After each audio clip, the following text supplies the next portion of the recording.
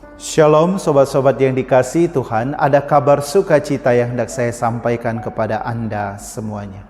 Sobat-sobat yang dikasihi Tuhan, kalau kita berbicara dengan orang-orang ateis, orang-orang yang tidak mengakui adanya Tuhan, pertanyaan mereka selalu sama. Kalau Tuhan ada, tunjukkan kepada kami, biar kami bisa pegang, raba, lihat dan merasakannya. Kalau Tuhan ada, mengapa ada penderitaan? Saya sudah banyak meng-scroll di media sosial, pertanyaan selalu sama. Kalau Tuhan ada, tunjukkan kepada kami. Kalau Tuhan ada, kenapa ada penderitaan? Sobat-sobat yang dikasihi Tuhan, sebenarnya untuk merasakan Tuhan, tidak perlu kita meminta Tuhan harus datang di depan kita supaya kita pegang, rasa dan raba Dia. Tetapi kalau kita peka melihat ke sekitaran kita semua, kita bisa melihat tanaman yang dari benih bisa bertumbuh, akhirnya menjadi besar. Tanaman yang dari benih yang kecil bertumbuh bisa menjadi pohon yang sangat besar. Nah, pertanyaan, siapa yang menumbuhkan, siapa yang menggerakkan itu semua? Matahari, dia selalu rajin dan tidak pernah terlambat. Pagi hari dia sudah terbit, malam hari, sore hari dia tenggelam. Dan matahari juga, waktu saya membaca, matahari memberikan sinar cahaya itu sangat pas bagi bumi. Kenapa demikian? Kalau matahari kurang sekian persen saja menyinari bumi, maka bumi itu akan beku. Tetapi kalau matahari melebihi panasnya dari sekian persen, bumi pasti akan terbakar. Pertanyaannya, siapa yang mengatur itu semua? Kita bisa mengajak mereka untuk melihat ke sekitaran kita.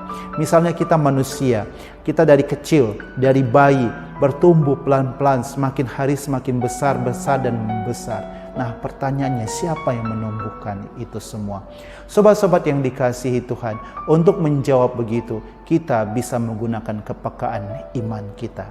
Sobat-sobat yang dikasihi Tuhan, dalam Injil hari ini, Yesus sepertinya jengkel dengan orang-orang sejamannya. Karena apa? Yesus datang memberikan banyak tanda kepada mereka. Tanda apa saja?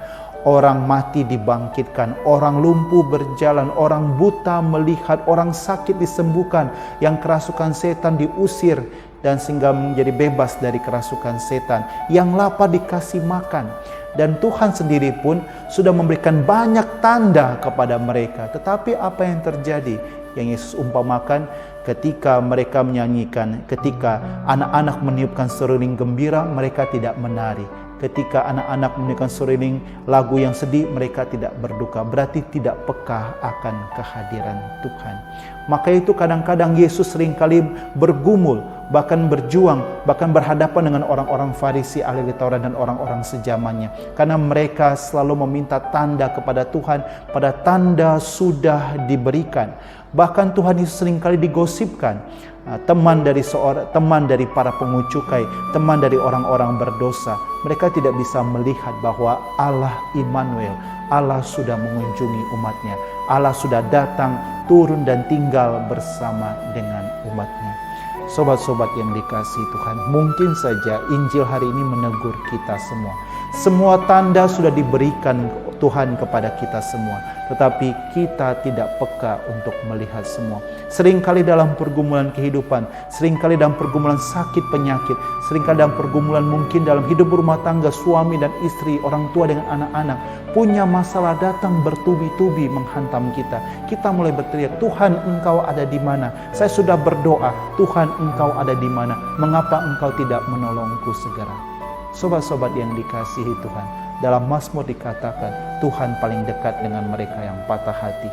Tuhan paling dekat dengan mereka yang mempunyai masalah yang begitu rumit. Tuhan sebenarnya ada bersama dengan mereka. Tapi seringkali ketika kita menghadapi pergumulan ataupun misalnya sakit penyakit yang tidak pernah selesai, sakit penyakit yang tidak pernah sembuh, kita mulai berteriak, Tuhan Engkau ada di mana? Mengapa Engkau tidak menjawab doa-doaku?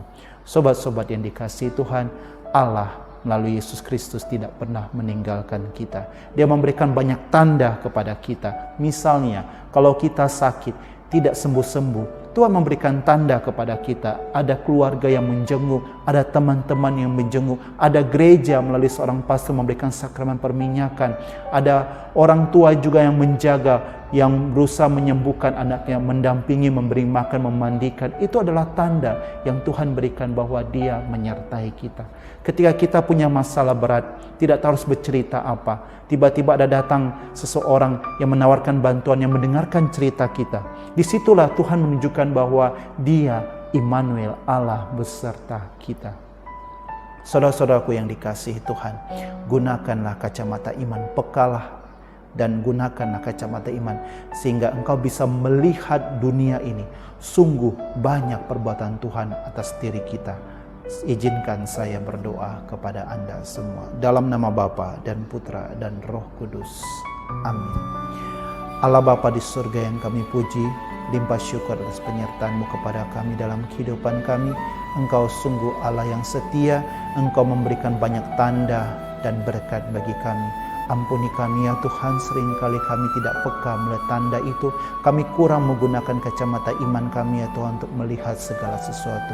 Bantu kami ya Tuhan, tambahkan iman, harapan dan cinta kami, supaya kami pun bisa sungguh merasakan kehadirat-Mu di dalam setiap pergumulan penderitaan yang kami alami. Kami yakin dan percaya Engkau dekat dan bersama dengan kami.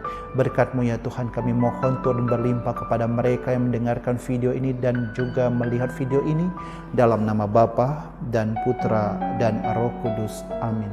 Shalom, Tuhan memberkati kita sekalian.